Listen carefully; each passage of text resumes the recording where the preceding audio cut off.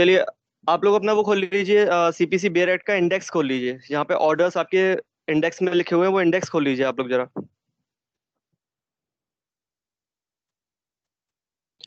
Arundhati ma'am, आपको problem थी order 8 में और ऑर्डर 10 में, है ना? तो उसके लिए मैंने साइड में लिख दिया था यहाँ पे। सर एक्चुअली कोई कोई वर्ड का मीनिंग पता नहीं है। मैं तो बैरक का सब हाँ, लिख रखी हूँ। मैं चलिए वही। मैं वही समझाता हूँ आपको, आज मैं वही समझाऊंगा आप लोगों को। चलिए शुरू करते हैं हम लोग। देखिए, पहली चीज ये बोल रहा है कि जो पैराग्राफ 1 है ना, इसमें देखिए टोटल कितने पैराग्राफ हैं। जो पैराग्राफ 1 है उसमें पहले 10 ऑर्डर्स के बारे में बात करी है। और जो पैराग्राफ सेकंड है उसमें ऑर्डर 21 से लेके ऑर्डर सॉरी 11 से लेके ऑर्डर 20 तक बोला गया है। जो थर्ड पैराग्राफ है उसमें ऑर्डर 21 से लेके ऑर्डर 30 तक बोला गया है। ठीक है। ऐसे 10 ऑर्डर्स को उन्होंने एक एक पैराग्राफ में ले लिया। और हर एक पैराग्राफ आपके 6 लाइंस का है। ठीक। तो चलिए देखते हैं क्या बोलता है। देखिए, पहली बात बोलता है एक में पार्टी सूट की, दो में फ्रेमिंग सूट। तो पार्टी वर्ड यूज किया है एक में, मतलब कि फर्स्ट ऑर्डर जो है वो पार्टी से रिलेटेड है। और क्या बोलता है? Parties to suit. तो एक में पार्टी सूट की, दो में फ्रेमिंग सूट। सेकंड ऑर्डर हमारा क्या बोलता है? Frame of suit. ठीक। तीसरे में एजेंट व प्लीडर। चार में इंस्टीट्यूट। तो एजेंट्स और प्लीडर से रिलेटेड जो ऑर्डर है वो हमारा थर्ड है। और चार में इंस्टीट्यूट। तो चार में हमारा बोलता है इंस्टीट्यूशन ऑफ सूट्स। ठीक है मैम, क्लियर हुआ? चलिए, उसके बाद बोलता है चार में इंस्टीट्यूट तो पांच में सर्विस होगी। अगर चार में इंस्टीट्यूशन ऑफ सूट्स है तो पांच में उसकी सर्विस ऑफ समन्स है। ऑर्डर 5 हमारा issue and service of summons के बारे में बोल रहा है। आप लोग अपना इंडेक्स खोलिएगा और साथ में इसको कंपेयर करते रहिए ऑर्डर्स को। ठीक। सात में होगा प्लेंट, सिक्स में प्लीडिंग होगी। सेवेंथ ऑर्डर पे अगर प्लेंट है तो सिक्स ऑर्डर में प्लीडिंग के बारे में बताया गया है। ठीक है ना? सीक्वेंस समझ में आ रहा है? सेवेंथ में अगर प्लेंट है आपका तो सिक्स में प्लीडिंग्स के बारे में बताया गया कि प्लीडिंग कैसे होगी, प्लीडिंग्स जनरली। और सेवेंथ बोलता है ऑर्डर प्लेंट के बारे में। उसके बाद बोलता है कह अष्टम कबीराय बयान तहरीरी लाना। देखिए मैम, अष्टम मतलब ऑर्डर से ऑर्डर 8। अष्टम का मतलब है 8। तो ऑर्डर 8 में बयान तहरीरी लाना, मतलब कि जो आपने प्लेंट दे दिया, ऑर्डर 7 में प्लेंट दे दिया, ऑर्डर 6 में प्लीडिंग जो लिखी है आपने प्लेंट में, तो उसके रेस्पॉन्स में जो डिफेंडेंट होगा, रेस्पोंडेंट होगा, वो भी तो कुछ अपने बयान देगा, है ना? तो रेस्पॉन्स वो किस चीज से करता है? वो रेस्पॉन्स करता है अपना WS से, रिटन स्टेटमेंट से। अब जो वो रिटन स्टेटमेंट दे रहा है तो उसके साथ में हो सकता है वो काउंटर क्लेम भी कर दे, जो मैंने यहाँ लिखा है ऑर्डर 8 में। ठीक है। और काउंटर क्लेम के साथ साथ हो सकता है सेट ऑफ भी कर दे। अब सेट ऑफ क्या होता है, सर मैं उम्मीद एक्चुअली करता मैं। हूँ आप लोग। हेलो जी। सर। जी मैम। सर एक्चुअली मैं पूछ रही हूँ कि इसका कोई जान पहचान की हिंदी वर्ड है? ये जो कबीरा बयान तहरीरी। मैम, कवि राय कहते हैं पोएटर को, नरेटर को, जिसने कवि, जो कवि होता है जो पोयम लिखता है। ये तो मैम देखिए, आप है ना, आप इसमें अपनी तरफ से भी कुछ वर्ड्स आप ऐड कर सकते हैं, आप अपने कंफर्टेबल जोन में रहकर। ये तो खाली एक रिदम बनाने के लिए उसमें डाल दिए वर्ड्स, जो उनको ठीक लगा बनाने वाले को, है ना? अच्छा। आप अपनी ठीक तरफ से है। इनको मॉडिफाई कर सकते हैं। बस मेन चीज क्या है कि ओके। किसी न किसी बहाने आपको ये याद रहे। उसके पीछे रीजन कुछ भी हो, लैंग्वेज कुछ भी हो, वर्ड्स आप कोई भी यूज करें, पर आपको याद रखने का एक तरीका है। एक पोयम आपको दे ओके दी है, सर। आप चाहें तो उसको चेंज कर लीजिए। ठीक है। ओके। कै अष्टम कबीराए बयान तहरीरी लाना। अब बयान तहरीरी लाना मतलब कि वो रेस्पॉन्स में क्या बयान देगा, यानी कि क्या स्टेटमेंट देगा। कौन देगा रेस्पॉन्स में? डिफेंडेंट। तो वो या तो WS देगा, WS में काउंटर क्लेम भी कर सकता है या सेट ऑफ भी कर सकता है। तो ये सारी स्टेटमेंट्स को उसने बोल दिया कै अष्टम कबीराए बयान तहरीरी लाना। ठीक है। नौ में हाजिर नहीं हुए तो, अब डिफेंडेंट आएगा तो ही तो बयान लेकर आएगा। लेकिन जब पार्टीज आ ही नहीं रही हैं तो उसके बारे में बोला है 9 में। मतलब कि ऑर्डर 9 आपको क्या बोलता है? Appearance of parties and consequences of non appearance. तो 9 में हाजिर नहीं हुए तो मतलब कॉन्सिक्वेंसेज ऑफ नॉन अपीयरेंस। 10 में बयान अदालत लेगी। ऑर्डर 10 क्या बोलता है आपको? Examination of party by the court. तो बयान अदालत लेगी मतलब एग्जामिन करेगी कोर्ट पार्टीज को। ठीक है ना? और जो इसका अष्टम में क्या है, ऑर्डर 8 क्या बोलता है आपको, written statement, set off and counter claim. ठीक है, तो पैराग्राफ फर्स्ट क्लियर हो गया सबको। चलिए अब आते हैं सेकंड पैराग्राफ पे। देखिए याद करने में बहुत सिंपल है, जब एक बार आप इसको याद कर लेंगे ना, मैंने इंग्लिश में ट्रांसलेट करके दे दिया है आपको, मैसेजेस में दे दिया है, आप लोग चैट देख लीजिएगा, उसमें लिखा हुआ है। जी जी मैम कहिए। तहरीरी का एक बार एक्सप्लेन कर दीजिए। मैम तहरीरी का देखिए एग्जैक्ट वर्ड पे मत जाइए, अभी इसका तो मुझे भी नहीं मालूम, उर्दू वर्ड है ये। दो तीन के मतलब मुझे इसमें से मालूम है, मतलब मैं ये कहूंगा दो तीन के मतलब नहीं मालूम, बाकी सबके मुझे मतलब मालूम है। जैसे कि एक आएगा तो अभी इजरा। तहरीरी का मतलब हम लोग यहाँ पे इंटरप्रेट कर सकते हैं कि बयान साथ लेकर आना, साथ लाना, कह सकते हैं तहरीरी। हाँ आप कह लीजिए, ऐसा जैसा भी आपको समझना हो। तो मैंने तो एक फ्लो में इसको याद कर लिया है, उसके बाद मुझे खाली इसका बयान वर्ड से मुझे याद है ना। मुझे ये याद है कि पैराग्राफ 1 में अष्टम वाली जो लाइन है, ऑर्डर 8 के लिए जो लाइन है, वो पूरी सिंगल लाइन दे दी है। इस तरीके से मैंने इसको याद कर लिया। और अष्टम में वर्ड यूज हुआ है, इस वाली लाइन में जो वर्ड यूज हुआ है वो बयान तहरीरी, तो बयान वर्ड से मैंने याद कर लिया WS set of counter claim. तो ऑर्डर 8 में हमारा, अगर कोई मुझसे पूछ लेगा एकदम से, तो मैं बता दूंगा कि भाई WS set of a counter claim के बारे में बात करी गई है ऑर्डर 8 में, है ना। इस तरीके से याद कर लिया हमने। जब आप याद करने बैठेंगे ना, ये अपने आप सेट होगा आपके माइंड में। चलिए अगला पैराग्राफ देखते हैं।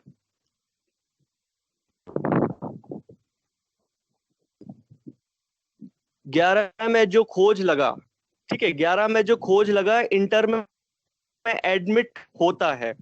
अब ऑर्डर 11 क्या बोलता है हमारा, ऑर्डर 11 कहता है डिस्कवरी एंड इंस्पेक्शन। तो वही बोल रहा है 11 में खोज लगा, क्या खोजा आपने, डिस्कवरी करा, इंस्पेक्शन करा, तो जो भी वहां पे मिला।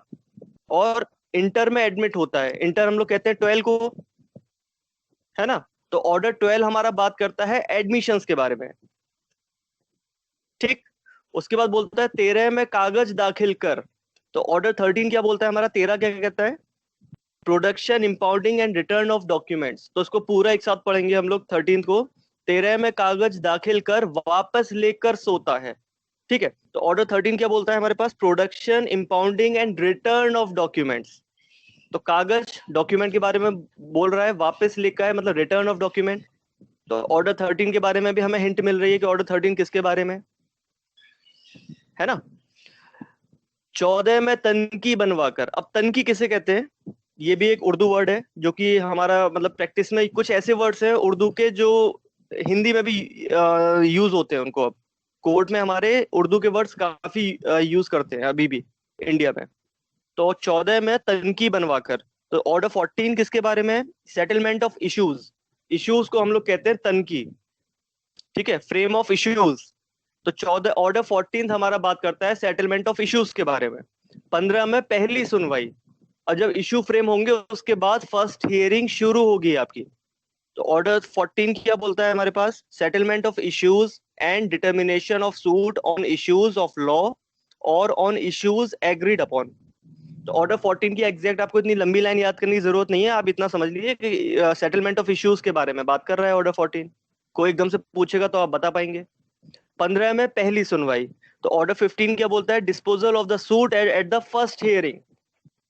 अब इसका एग्जैक्ट अगर प्रैक्टिकल आपको बताऊं नॉलेज, तो उसमें यह है कि अगर सेटलमेंट ऑफ इश्यूज में कुछ फ्रेम ही नहीं हुआ, कोई इश्यूज अगर कोर्ट को लगता है कि कोई ऐसे इश्यूज है ही नहीं जिसके लिए हम केस चला सकें, एंटरटेन कर सकें, तो वो ऑर्डर 15 में जाकर फर्स्ट हियरिंग में ही सूट को फिनिश कर देता है, डिसमिस कर देगा या हियरिंग करके कंप्लीट कर देगा, ठीक है, जैसा भी चार्ज होगा, जो भी इश्यूज होंगे। तो ऑर्डर 15 क्या बोलता है हमको, disposal of the suit at the first hearing. Next क्या बोलता है, 16 गवाह तलब न हुए तो। गवाह तलब करना मतलब गवाहों को बुलाना, और बुलाते कैसे हैं हम लोग, सम्मन्स भेज के। तो ऑर्डर 16 बात करता है गवाहों को सम्मन भेजने के लिए, कॉलिंग द विटनेसेस। 16 गवाह तलब न हुए तो जेल में जाकर रोता है। क्या बोलता है ऑर्डर 16, आप ध्यान दीजिएगा, ऑर्डर 16 और ऑर्डर 16A दोनों को ही यहाँ पे पोयम नैरेटर ने जोड़ने की कोशिश कर दी है इसी में। 16 में गवाह तलब ना हुए तो क्या बोलता है ऑर्डर 16 हमारा, summoning and attendance of witnesses. फिर बोलता है वो इसी में लाइन में, तो जेल में जाकर रोता है। मतलब कि ऑर्डर 16A देखिए कि अटेंडेंस ऑफ विटनेसेस कन्फाइंड और डिटेन्ड इन प्रिजन्स। ऑर्डर 16 बोलता है कि विटनेसेस को कॉल करना, सम्मन करना, और ऑर्डर 16 ए कहता है कि उनको विटनेसेस बनाकर लेकर आना जो जेल में है। सपोज को एक्यूज्ड है ना, तो उसको आप विटनेस बनाकर लेकर आ रहे हो, तो उसके लिए ऑर्डर 16 ए आ जाएगा हमारे पास। तो उसी को भी इसी लाइन में जोड़ दिया है बहुत ही इंटेलिजेंट तरीके से। चलिए, ऑर्डर 17 बोलता है हमारे पास 17 में एडजर्न कराकर एफ एच करो 18 में, 17 में एडजर्न कराकर एफ एच करो 18 में। तो ऑर्डर 17 बोलता है हमारे एडजर्नमेंट्स के बारे में।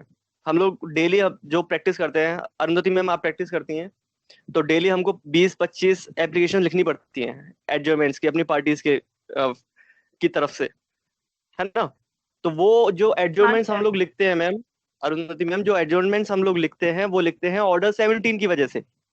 ऑर्डर 17 के अंडर हम लोग लिखते हैं उनको, है ना। आपने इतनी सारी लिख दी होंगी अब तक, लेकिन आपको पता ही नहीं होगा कि कौन से ऑर्डर में हम लिख रहे हैं।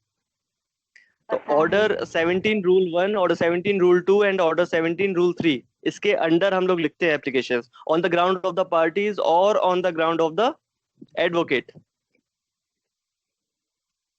कुछ एडजर्नमेंट्स आपने लिखी होंगी जो पार्टीज के ग्राउंड पे लिखी होंगी कि सर पार्टी की तबीयत खराब है, कि वो नहीं आ पाएंगी, कि वो दूर है, कि बारिश हो रही है उनके एरिया में, है ना। और कभी आपने लिखा होगा अपने जो आपके बॉस हैं, जो लॉयर हैं, सीनियर एडवोकेट हैं, उनके ग्राउंड पे लिखी होगी कि काम की अधिकता के कारण, है ना, ड्यू टू द वर्कलोड, आज एडवोकेट ये नहीं आ पाएंगे, तो कृपया तारीख को एडजर्न कर दिया जाए। लिखा है ना आपने? Due to personal difficulties. हाँ, तो एक एडजर्नमेंट होती है एडवोकेट के ग्राउंड पे, लॉयर के ग्राउंड पे, और एक एडजर्नमेंट होती है आपके पार्टीज के ग्राउंड पे। ठीक है, तो वो सारी एडजर्नमेंट्स के बारे में बताया गया है हमारे पास ऑर्डर 17 में। तो ऑर्डर 17 वाली लाइन क्या बोलती है हमको? 17 में एडजर्न कराकर एफएच करो 18 में। अब गवाह भी आ गए, जो डॉक्यूमेंट खोज लगा 11 में, ऑर्डर 18 में, ऑर्डर 12 में आपका सबमिशन भी, एडमिशंस भी हो गए। तो एडजर्नमेंट होनी तो हो गई ऑर्डर 17 में। उसके बाद ऑर्डर 18 में क्या होगा? ऑर्डर 18 में होगा फाइनल हियरिंग। आपने मुझसे पूछा था कि सर ये एफएच का मतलब क्या है ना। फाइनल हियरिंग, या फिर मैं कहूँ कि फाइनल आर्ग्यूमेंट्स, जब सब कुछ एडमिशंस हो गया। के बाद एक जीरो था, इसीलिए पूछ रहा था कि वो क्या चीज है। जीरो नहीं मैम, देखिए, हाँ, जब इंग्लिश में हम जीरो जैसा दिखता है। हाँ मैम, मैं वही चीज एक्सप्लेन कर रहा हूँ आपको। जब हम इंग्लिश में लिखते हैं, एफएच लिखेंगे शॉर्ट फॉर्म में, तो हम डॉट लगाते हैं उसमें, है ना। ऐसे ही जब हिंदी में हम लोग शॉर्ट फॉर्म लिखते हैं तो ऐसे बनाते हैं, मतलब ये हिंदी की डॉट्स हैं। एफएच करो 18 में, तो ऑर्डर 18 में क्या होगा आपके पास? Final hearing. तो ऑर्डर 18 क्या होता है आप लोग देखिए अपने इंडेक्स में, hearing of the suit and examination of witnesses. ठीक है, तो यहाँ पे बात हो रही है, अंदर आप जब इसके रूल्स पढ़ेंगे तो आपको पता चलेगा फाइनल हियरिंग्स की बात हो रही है फिर यहाँ पे। चलिए, उसके बाद क्या होता है? जब हियरिंग भी हो गई, फाइनल आर्ग्यूमेंट्स हो गए, फिर 19 में एफिडेविट दे, 20 में जजमेंट होता है। ऑर्डर 19 बोलता है फिर एफिडेविट्स के बारे में। ठीक है, जो भी आप मान लीजिए फाइनल आर्ग्यूमेंट कर रहे हैं, जो भी आपके विटनेसेस वगैरह है, या फिर जो भी आप एविडेंसेस सबमिट कर रहे हैं, उन सबके साथ में एफिडेविट लगता है हमारे। जो भी प्रोसीजर होता है, एफिडेविट के बारे में बताया गया है, कब कब लगेगा, किस किस चीजों में लगेगा, ये हमारे ऑर्डर 19 में बताया गया है। उसके बाद 20 में जजमेंट होता है। जब ये सारे काम हो गए, जजमेंट ऑर्डर 17 में एडजर्न भी कर दिया, एडजर्न करके बाद जो न्यू डेट आई उसमें फाइनल हियरिंग भी हो गई ऑर्डर 19 में। उसके बाद एफिडेविट्स वगैरह सबके लग गए ऑर्डर 20 में, तो ऑर्डर 19 में। तो ऑर्डर 20 बोलता है हमारा कि भाई अब जजमेंट कर दो। तो जो जज एक जजमेंट देता है वो ऑर्डर 20 के अंडर देता है वो।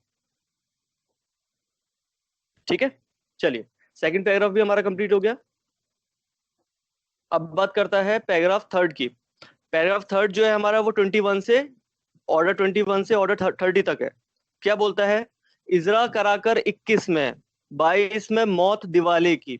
जरा इस चीज को ध्यान दीजिएगा, इजरा कराकर 21 में 22 में मौत दिवाले की। अब देखिए, इजरा कराकर 21 में, तो 21 ऑर्डर की बात कर रहा है, उसमें इजरा वर्ड यूज कर रहा है। इजरा मोस्ट कॉमन वर्ड है एग्जीक्यूशन के लिए, हिंदी में यूज होता है, मतलब जो हम लोग बात करते हैं नॉर्मली, लेकिन ये एक उर्दू का वर्ड है। इजरा कहते हैं एग्जीक्यूशन, एग्जीक्यूट करना किसी चीज को, जो जजमेंट हो गया, मान लीजिए ऑर्डर 20 में जजमेंट हो गया और वो जजमेंट एक पार्टी के फेवर में आया है, तो वो उसको एग्जीक्यूट कराएगा। तो एग्जीक्यूट किसके अंडर कराएगा? वो ऑर्डर 21 में जाकर कराएगा। ऑर्डर 21 की एप्लीकेशन देगा उस कोर्ट को जिस कोर्ट ने जजमेंट दिया है ऑर्डर 20 में।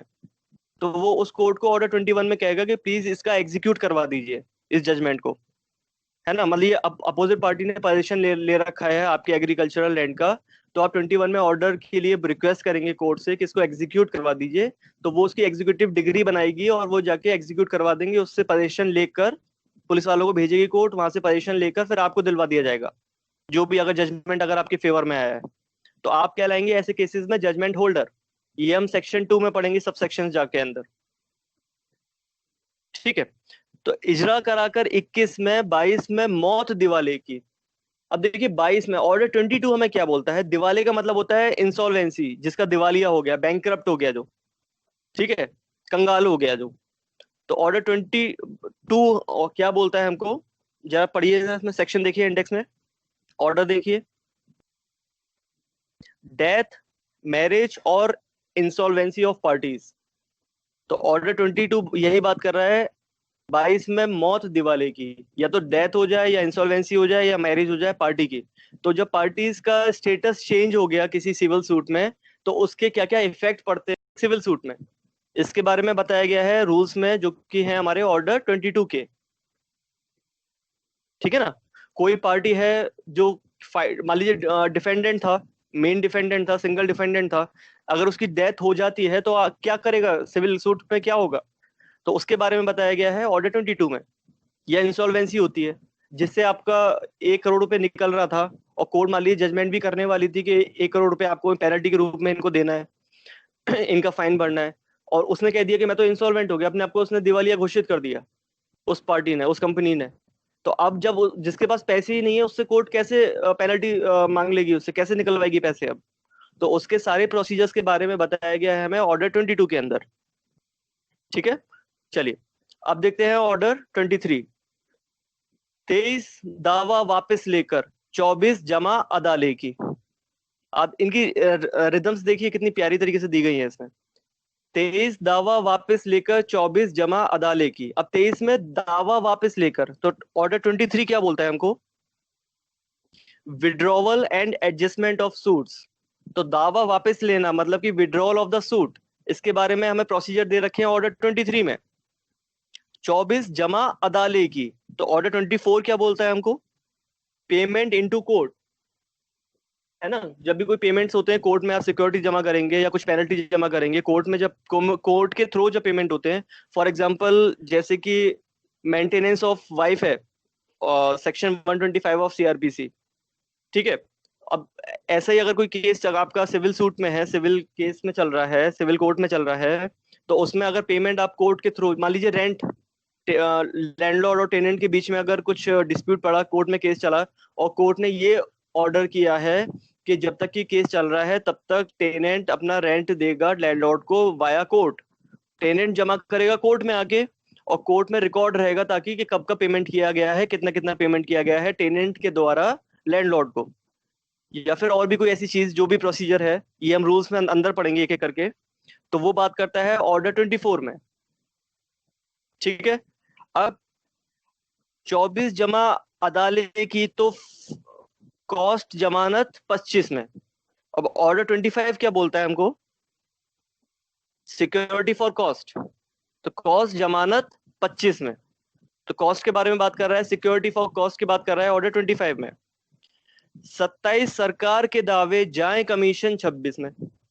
ऑर्डर 26 बात कर रहा है कमीशन के बारे में, जब कमीशन को बैठाती है कोर्ट तो वो बैठाती है ऑर्डर 26 के अंदर।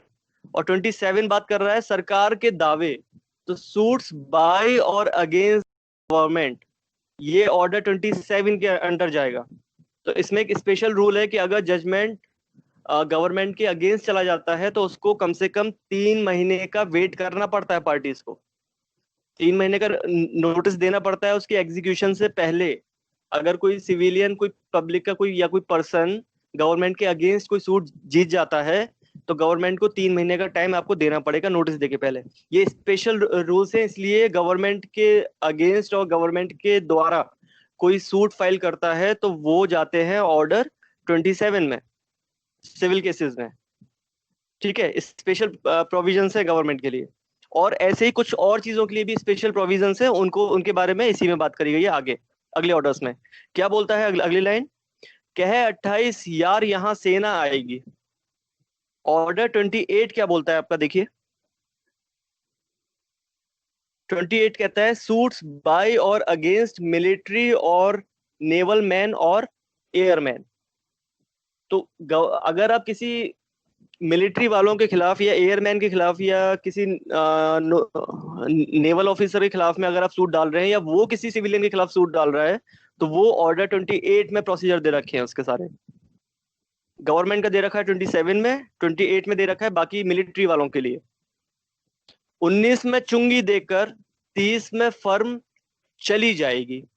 29 में चुंगी देकर 30 में फर्म चली जाएगी। 29 कहते हैं 29 को, तो 29 में चुंगी देकर। अब देखिए ये वर्ड क्यों यूज किया गया, चुंगी देकर। 30 में फर्म चली जाएगी। चुंगी कहते हैं म्युनिसिपालिटी, हमारे यहाँ वर्ड यूज करते हैं कि चुंगी का नल, ये इलाहाबाद हाई कोर्ट के जज ने लिखी है ना ये चीज। तो यूपी में चुंगी वर्ड यूज करते हैं म्युनिसिपालिटी वालों के लिए। चुंगी का स्कूल मतलब म्युनिसिपालिटी का स्कूल, सरकारी स्कूल, या चुंगी का नल मतलब कि सरकारी नल, सरकारी हैंड पाइप। तो चुंगी देकर म्युनिसिपालिटी के बारे में बात करी गई है। क्या बोलता है 29 में, ऐसा मैं क्यों बोल रहा हूँ, म्युनिसिपालिटी क्यों बोल रहा हूँ, आप लोग इंडेक्स देख रहे होंगे तो उसमें कहीं नहीं लिखा म्युनिसिपालिटी के बारे में। लेकिन 29 अगर आप ऑर्डर देखेंगे तो उसमें एक चीज लिखी हुई है, सूट्स बाय और अगेंस्ट कोऑपरेशंस। तो अगर म्युनिसिपालिटी के बारे में बोलते हैं तो म्युनिसिपालिटी कोऑपरेशन पूरा वर्ड होता है ना, म्युनिसिपालिटी कोऑपरेशन। तो जितने भी कोऑपरेशन हैं उनका जब सूट की बात करेंगे तो वो आएंगे 29 ऑर्डर में, और 30 में फर्म चली जाएगी। तो सूट बाय और अगेंस्ट द फर्म्स की जब हम बात करेंगे तो वो आएगा ऑर्डर 30 में। ठीक है, चलिए, तो इसी के साथ ये पैराग्राफ भी कंप्लीट हमारा थर्ड वाला। फोर्थ वाला क्या बोलता है,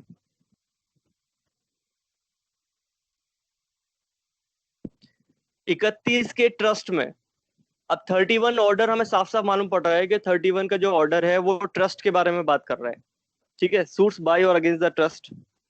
देख लेते हैं 31 ऑर्डर, सूट्स बाय और अगेंस्ट द ट्रस्टीज, एग्जीक्यूटर्स और एडमिनिस्ट्रेटर्स। 31 के ट्रस्ट में 32 माइनर आए। ठीक है, एक ट्रस्ट था उसमें माइनर्स बच्चे आ गए बहुत सारे, ऐसे याद कर लीजिए इसको। तो 31 के ट्रस्ट में 32 माइनर्स आए। 32 माइनर्स खेलते खेलते एक ट्रस्ट के अंदर पहुंच गए, घूमने अंदर प्रॉपर्टी में उनके, ऐसे याद कराया मैंने। तो 31 के ट्रस्ट में 32 माइनर आए। तो भाई 31 ऑर्डर बात कर रहा है ट्रस्ट के बारे में, और ऑर्डर 32 बात कर रहा है माइनर्स के बारे में। 32 कहता है हमारा सूट्स बाय और against minors and persons of unsound mind. तो माइनर्स की बात करेगी तो अनसाउंड माइंड भी साथ में ही आप लेंगे ऑर्डर 32 में। 33 में मुफलिस बने। मुफलिस कहते हैं भिखारी को, उर्दू वर्ड है ये भी एक, यूपी में बहुत यूज करते हैं हम लोग उर्दू वर्ड्स कोर्ट में, कोर्ट कचहरी में। 33 में मुफलिस बने, 34 रहन रखाए। अब 33 ऑर्डर 33 क्या बोलता है हमको, मुफलिस यानी कि इंडिजेंट पर्सन, ऐसा पर्सन जिसके पास वकील के पैसे देने के लिए पैसे नहीं है, वकील की फीस देने के लिए। तो वो हाई कोर्ट में केस कैसे लड़ेगा, मान लीजिए हाई कोर्ट तक पहुंच गया, अपील कर दी या कुछ कर दिया, या हाई कोर्ट तो बहुत दूर की बात है, यहाँ पे 5,000 रुपए नहीं निकलेंगे उसके, डिस्ट्रिक्ट कोर्ट में अगर केस चल रहा हो, उसने स्टार्ट किया हो, तो वो पेमेंट कैसे करेगा। तो गरीबों के लिए भी, गरीब भी फाइल कर सकते हैं बिना 1 रुपया खर्च करे, नॉट इवन अ सिंगल पाई। तो वो जो प्रोसीजर है गरीबों के लिए वो दे रखा है हमारे पास ऑर्डर 33 में, इंडिजेंट पर्संस। तो ऑर्डर 33 हमें क्या बोलता है, सूट्स बाय इंडिजेंट पर्संस। ठीक है, और 34 रहन रखा है। ऑर्डर 34 क्या बोलता है हमारे पास, suits relating to mortgages of immovable property. अब इमूवेबल प्रॉपर्टी है कि भाई आपने मॉर्गेज पे अगर किसी को दे दिया, ऑर्डर 34 देखिए, तो मॉर्गेज में आपकी प्रॉपर्टी आपने किसी और के पास गिरवी रख दी है और उससे पैसे लिए हैं कुछ उधार या मॉर्गेज पे, तो आपकी प्रॉपर्टी अब कोई और रखा रहा है तब तक के लिए। तो रहन रखाए, रखाए मतलब कोई और रखा रहा है, कोई और उसको मैनेज कर रहा है आपकी प्रॉपर्टी को तब तक के लिए। तो 34 बात कर रहा है मॉर्गेजेस के बारे में, कि मॉर्गेजेस के जो भी सूट्स होंगे वो सब ऑर्डर 34 में जाएंगे। ऑर्डर 34 में जो प्रोसीजर्स दे रखे हैं उसके तहत ही, उसके अंडर ही आप सूट्स फाइल कर सकते हैं मॉर्गेज से रिलेटेड। तो 34 क्या बोलता है, मैं रिपीट कर दे रहा हूं, suits relating to mortgages of immovable properties. ठीक है, चलिए अब आता है 35 ऑर्डर। 34 रहन रखाए, 35 में इंटर प्लीडिंग। अब ऑर्डर 35 बात कर रहा है इंटर प्लीडर्स के बारे में। ठीक है, मतलब सेम पार्टी के बीच में ही अगर डिस्प्यूट कोई हो गया, कोई फैक्ट ऐसा इश्यू बन रहा है जो दोनों ही उसको डिसएग्री कर रहे हैं, डिनाइड कर रहे हैं, एक एग्री कर रहा है और एक डिनाई कर रहा है एक, तो ऐसा इश्यू है जो मान लीजिए 2 से ज्यादा डिफेंडेंट है और उन डिफेंडेंट के बीच में ही कोई इश्यू से एक एग्री कर रहा है, एक डिनाई कर रहा है, तो इंटर प्लीडर, तो उसके बारे में प्रोसीजर्स और रूल्स दे रखे हैं हमको ऑर्डर 35 में। अब 36 ऑर्डर क्या बोलता है 36 खर्चा खास, 37 समरी प्रोसीडिंग। तो ऑर्डर 37 तो पता चल गया होगा समरी प्रोसीडिंग्स के बारे में है। 36 बोलता है खर्चा खास, ऑर्डर 36 क्या बोलता है स्पेशल केस। खास, खास यानी स्पेशल, तो कोई ऐसा केस जो स्पेशल केस है उसमें क्या खर्चा होगा, तो उसके बारे में ऑर्डर हमें दे रखा है 36। फिर बोलता है कह 38 कविराय अटैच जजमेंट से पहले। ऑर्डर 38 क्या बोलता है, उसके लिए पूरी लाइन दे दी गई है इसमें। ऑर्डर 38 क्या बोलता है, arrest and attachment before judgment, arrest before judgment. तो जजमेंट से पहले किसी की प्रॉपर्टी या कुछ कोई ऐसी मूवेबल या इमूवेबल प्रॉपर्टी अगर अटैच कर ली हो जजमेंट से पहले, तो वो सब होंगी हमारे पास ऑर्डर 38 में। क्या है 38 कविराय अटैच जजमेंट से पहले, तो बिफोर जजमेंट जो अटैचमेंट्स होंगी प्रॉपर्टीज वगैरह की वो सब होंगी ऑर्डर 38 में। ऑर्डर 39 क्या कहता है 39 में स्टे लेकर, अब जो आप टेम्परेरी इंजंक्शन, परमानेंट इंजंक्शन आप लेते हैं, टेम्परेरी स्टे ऑर्डर वगैरह लेते हैं या परमानेंट स्टे ऑर्डर लेते हैं, तो वो सब की एप्लीकेशन जब आप डालते हैं ना कोर्ट में, सिविल कोर्ट में स्टे के लिए एप्लीकेशन जो डालते हैं वो सब आप डालते हैं ऑर्डर 39 के अंडर। तो अचानक से आपसे कोई पूछ ले कि भाई बताइए ऑर्डर 39 में क्या बोला गया है, या ये क्वेश्चन आ चुका है एमसीक्यू में कि स्टे प्रोसीडिंग्स के बारे में कौन से ऑर्डर में बताया गया है, तो 3-4 आपको ऑर्डर दे दिए हैं। अगर आपको ये याद नहीं होगा तो आप कैसे बता पाएंगे वहां पे, और अगर ये याद होगा तो आप तुरंत कह देंगे ऑर्डर 39 के अंदर स्टे प्रोसीडिंग्स के बारे में रूल्स दिए गए हैं। तो 39 में स्टे लेकर 40 में रिसीविंग। अब जो रिसीवर्स अपॉइंट करते हैं, कोर्ट जो अपॉइंट करती है वो किस ऑर्डर के अंडर करती है, वो करती है ऑर्डर 40 के अंडर। आप देखिए ऑर्डर 39 और 40 क्या बोलता है, temporary injunctions and interlocutory orders, temporary injunctions और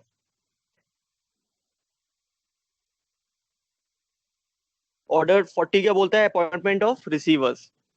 तो इसके साथ में आपका ये 4th पैराग्राफ भी कंप्लीट हो गया।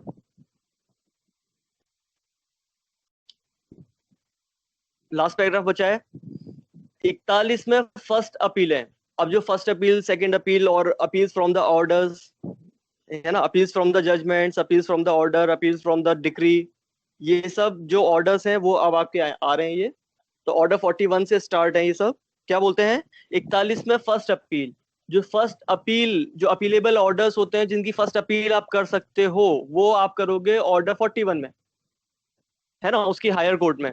और उसके बाद सेकंड डम है 42 में, मतलब ऑर्डर 42 में सेकंड डम, मतलब सेकंड अपील्स जब आप करोगे तो वो ऑर्डर 42 के अंडर करोगे सीपीसी के।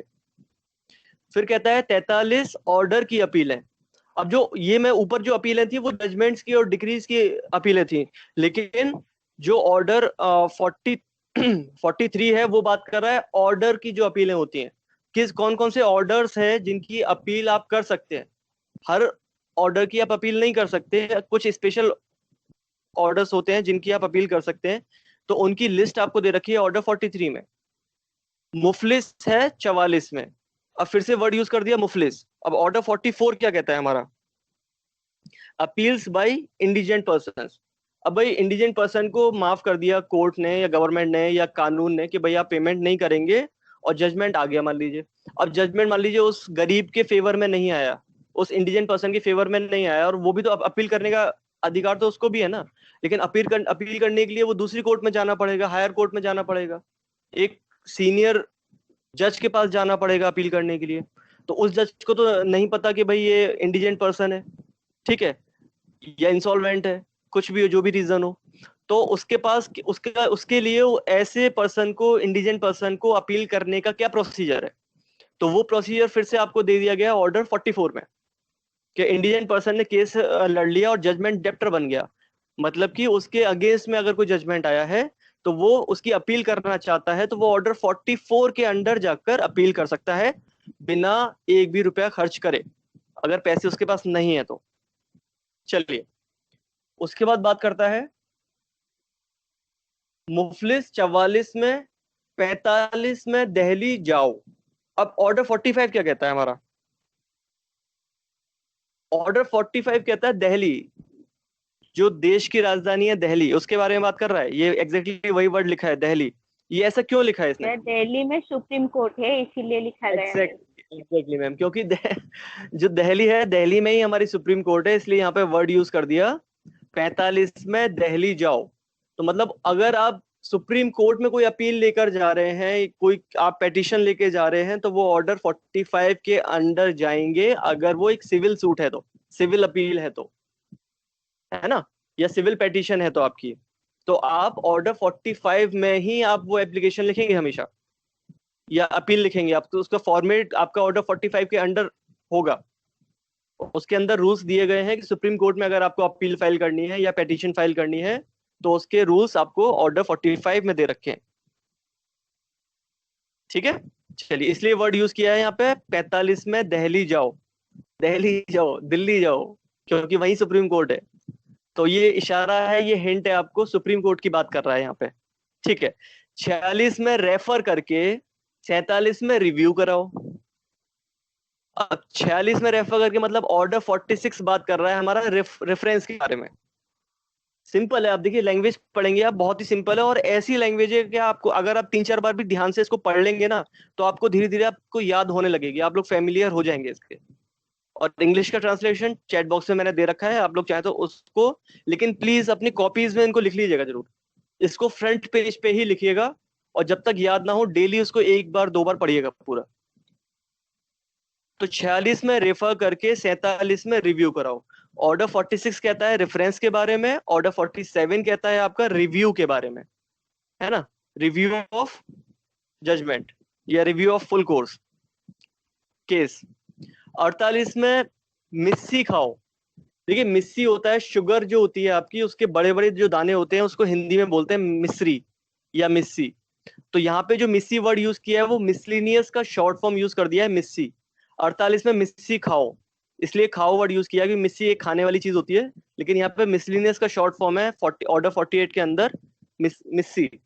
तो ऑर्डर 48 कहता है हमारा मिसलिनियस प्रोसीडिंग्स के बारे में। तो उसके रूल्स हम देखेंगे बाद में अंदर जब पढ़ेंगे कि मिसलिनियस में क्या क्या रूल्स हमारे दे रखे हैं, क्या क्या प्रोसीजर दे रखे हैं। चलिए, 49 में चार्टेड हाई। तो ऑर्डर 49 हमारा किसके बारे में बात करता है? चार्टेड हाई कोर्ट के बारे में। अब ये होती क्या है और इनके अंदर क्या क्या प्रोसीजर्स हैं, ये हम ऑर्डर 49 में पढ़ेंगे, ठीक। 51 में प्रेसिडेंट खफीफा। 51 जो है हमारा, 51 क्या बोलता है? Presidency small cause court. खफीफा कोर्ट होती है, स्मॉल कॉज कोर्ट को बोलते हैं हिंदी में खफीफा, मतलब उर्दू में बोलते हैं, सॉरी, स्मॉल कॉजेस कोर्ट। तो प्रेसिडेंट खफीफा मतलब प्रेसिडेंसी स्मॉल कॉज कोर्ट, वो है हमारा ऑर्डर 51 में दे रखा है, एकदम लास्ट में, लास्ट ऑर्डर है हमारा बिल्कुल ये। और फिर उससे एक पहले वाला 50 में क्या बोल रखा है? 50 में SCC हाई। ऑर्डर 50 क्या बोलता है? Provincial small cause court. Provincial मतलब small cause court, small cause court को SCC बोल दिया है, वो प्रेसिडेंसी वाले को दे दिया है ऑर्डर 51 में। और जो प्रोविंशियल है, नॉर्मल जो स्मॉल कॉजेस कोर्ट होती हैं, उनको दे दिया है ऑर्डर 50 में, ठीक। और लास्ट में जाते जाते जो नैरेटर है उसने 2 लाइन और लिख दी है साथ में, कह अहमद कबीर राय बात मेरी तुम मानो, कविता को लो घोंट CPC को पहचानो। तो वो यही बोल रहा है कि भाई मेरी बात मान लो, जो मैंने पोएम लिखी है इसको आप लोग अच्छे से याद कर लो, और आप लोग याद कर लोगे तो जिस दिन आपको ये याद हो जाएगी उस दिन आप आधी से ज्यादा सीपीसी को पहचान जाओगे कि इसको पढ़ना कैसे है, इसको याद कैसे रखना है। ठीक है, इसी के साथ आपकी ये पोएम कंप्लीट।